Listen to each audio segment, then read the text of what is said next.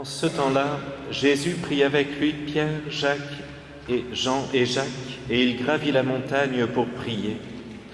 Pendant qu'il priait, l'aspect de son visage devint autre, et son vêtement devint d'une blancheur éblouissante. Voici que deux hommes s'entretenaient avec lui. C'étaient Moïse et Élie, apparus dans la gloire. Ils parlaient de son départ qui allait s'accomplir à Jérusalem. Pierre et ses compagnons étaient accablés de sommeil, mais restant éveillés, ils virent la gloire de Jésus et les deux hommes à ses côtés. Ces derniers s'éloignaient de lui, quand Pierre dit à Jésus, « Maître, il est bon que nous soyons ici. Faisons 3 tentes, une pour toi, une pour Moïse et une pour Élie. » Ils ne savaient pas ce qu'il disait. Pierre n'avait pas fini de parler qu'une nuée survint et les couvrit de son ombre. Ils furent saisis de frayeur lorsqu'ils y pénétrèrent. Et de la nuée, une voix se fit entendre, « Celui-ci est mon Fils, celui que j'ai choisi. Écoutez-le. » Et pendant que la voix se faisait entendre, il n'y avait plus que Jésus seul. Les disciples gardèrent le silence, et en ces jours-là, ils ne rapportèrent à personne rien de ce qu'ils avaient vu. Acclamons la parole de Dieu.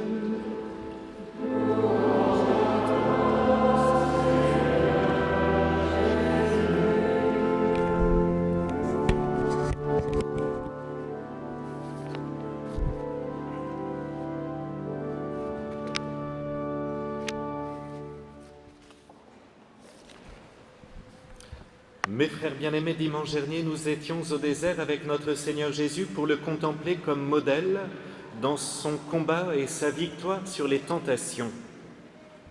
Reconnaissons que le temps du carême n'est pas facile. Il faut dire qu'aux souffrances du temps présent, aux contrariétés de la vie, il nous faut ajouter nos efforts et nos sacrifices, et ce n'est pas toujours très réjouissant. Au contraire, face aux difficultés de la vie, l'être humain a plutôt tendance à rechercher des consolations par des petits plaisirs en tout genre, là où le carême nous pousse à l'effort sur soi. Mais nous avons tous fait l'expérience de ressentir la joie après l'effort. Et c'est ça que le Seigneur veut nous donner, car quand il y a un peu de joie intérieure, sa grâce opère bien plus facilement. Donc, si nous peinons à persévérer dans nos efforts de carême, il ne faut surtout pas s'inquiéter et très simplement renouveler le désir de plaire à notre Seigneur Jésus. La joie que le Seigneur veut nous donner, c'est la joie de sa présence, le goût de son action en nous, le baume de son amour. Et aujourd'hui, mes frères, ce n'est pas au désert que nous allons, mais il nous faut suivre les apôtres, pas tous, uniquement les 3 que notre Seigneur a choisis, pour l'accompagner sur le mont Tabor, afin d'être témoin d'une réalité tellement merveilleuse. Jusque-là, les apôtres avaient été témoins de la puissance de Dieu à travers tous les miracles qu'il avait opérés. On peut imaginer la multiplication des pains devant des milliers de personnes, des lépreux purifiés, des possédés libérés, etc. C'était pour les apôtres autant de raisons de croire qu'il avait en lui une puissance divine, qu'il était Dieu. Mais aujourd'hui, Jésus veut que leur connaissance de sa divinité soit vraiment inaltérable, parfaite.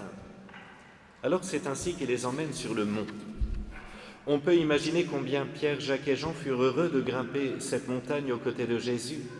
Ce devait être extraordinaire de marcher à côté de lui, de le voir, de l'entendre. Mais arrivés là-haut, ils furent fatigués par l'ascension. Avec quelle vigueur notre Seigneur marchait en tête. Il faut dire que son amour pour sa petite créature, l'être humain, son désir de nous sauver, mais aussi surtout celui de plaire au Père Céleste, lui donnait une énergie hors du commun. Ainsi, arrivés en haut, nos 3 apôtres s'assoupirent, peut-être dans une prairie, à l'ombre de quelques oliviers, fatigués par la montée. Mais au bout d'un certain temps, pendant que Jésus était en prière, les apôtres furent émerveillés devant une sorte d'apparition. C'était bien notre doux Jésus qui était là, mais cette fois-ci revêtu de sa gloire divine, ou en tout cas de ce qu'il pouvait en apercevoir.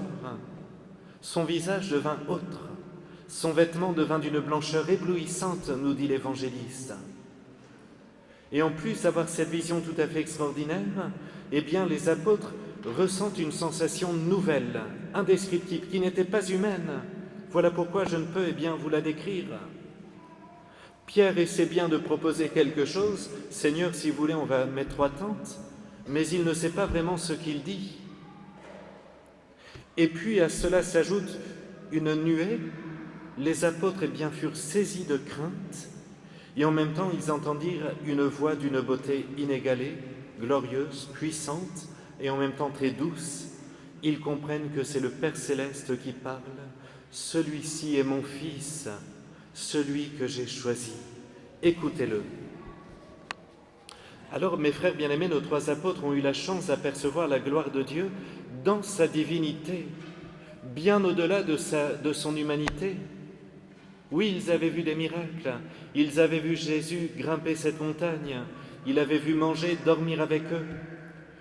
Mais aujourd'hui, c'est une vision de sa gloire divine qui apparaît devant leurs yeux, au-delà de son humanité. Alors il est certain que cette vision ne les quittera jamais. C'était tellement fort, tellement éblouissant, qu'ils en sont pleinement imprégnés. Alors certainement, au moment de la passion, dans le fracas des armes et de la peur d'être mis à mort, Pierre et Jacques s'enfuirent, totalement apeurés par la violence et le cynisme des grands prêtres. Mais qui d'entre nous peut prétendre qu'il serait resté fidèle à Jésus au milieu des coups, au milieu de la passion ? Par la suite, les 3 apôtres deviendront des piliers de l'Église naissante, des apôtres infatigables qui iront jusqu'à supporter le martyre dans des conditions effroyables pour l'amour de Dieu. Jacques sera le premier à offrir sa vie, Jean nous offrira le plus bel évangile et subira des persécutions terribles. Quant à Pierre, il mourra à Rome, premier pape martyr pour sa fidélité au Seigneur. Je peux imaginer, mes frères, combien tous les 3 se sont souvent rappelés de cette vision de la gloire de Dieu. C'était pour eux une sorte de force intérieure, de se remémorer ce qu'ils avaient vécu sur le Tabor.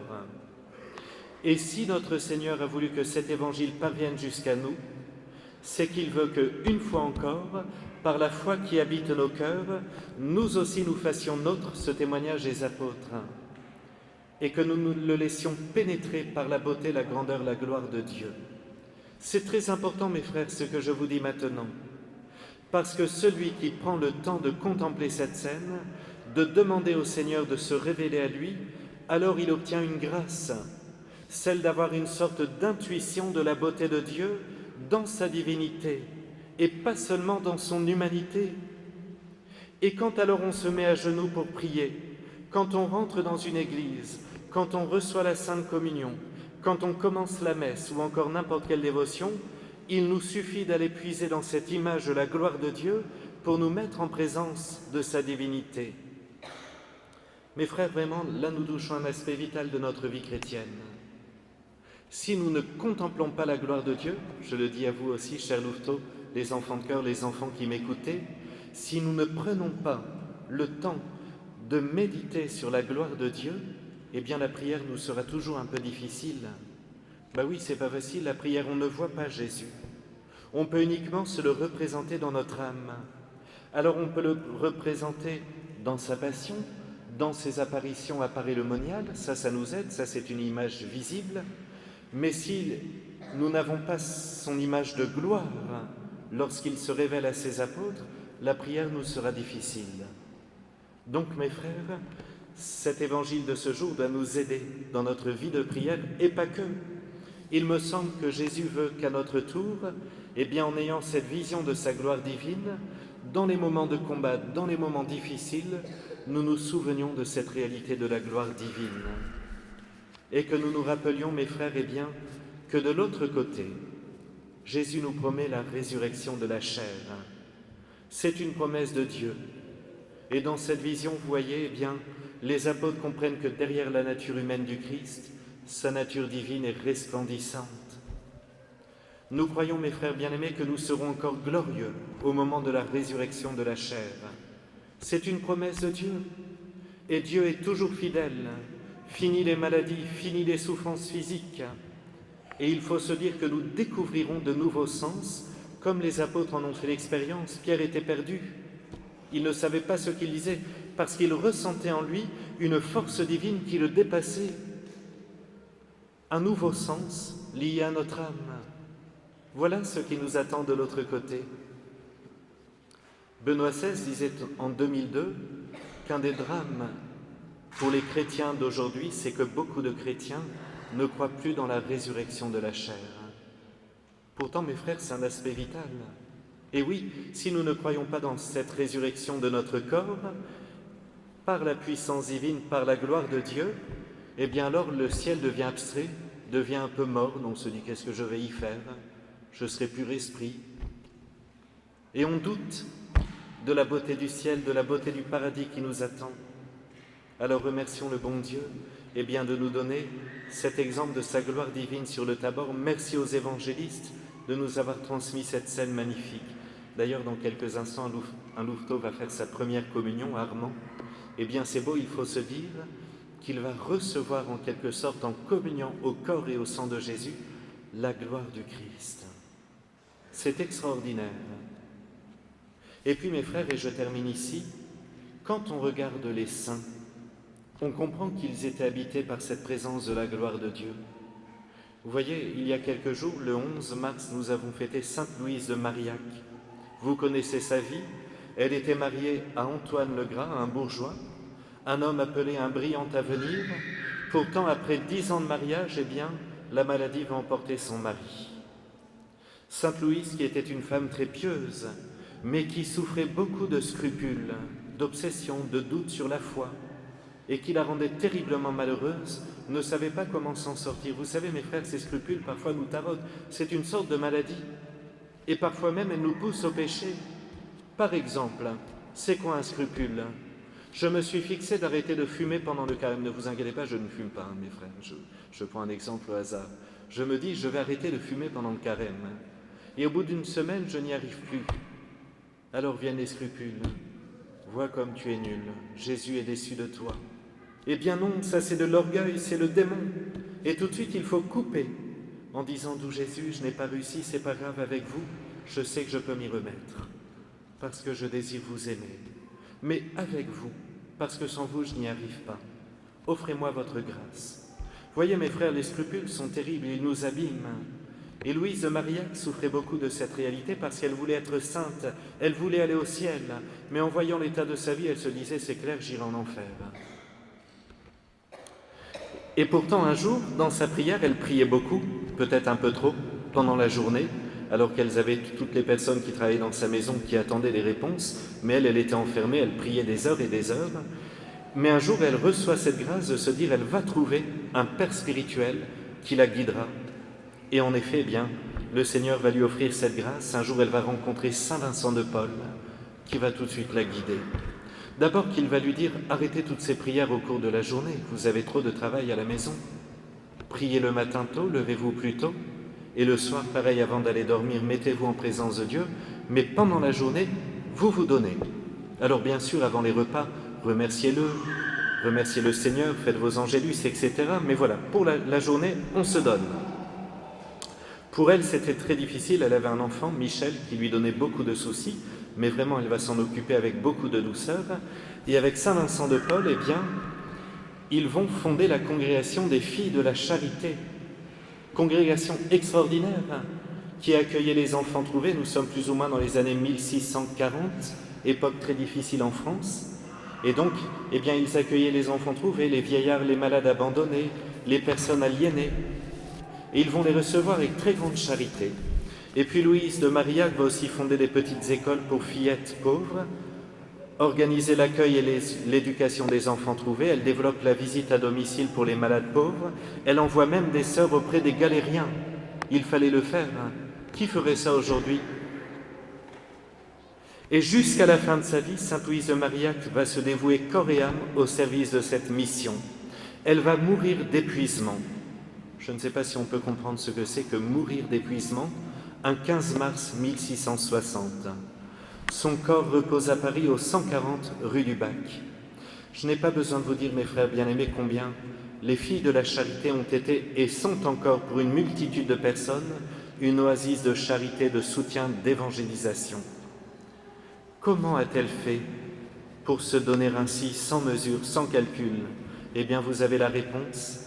Elle contemplait souvent dans sa prière la gloire de Dieu. Le matin, elle se mettait en sa présence, elle l'adorait, elle adorait le Père Céleste, l'Esprit Saint, et elle voulait à tout prix lui rendre hommage tout au long de sa journée et pour toute sa vie. C'est ce qu'elle a fait. Allez mes frères, du baume au cœur, c'est ce même Jésus-Christ glorieux qui habite nos âmes, qui vit avec nous, ainsi soit-il.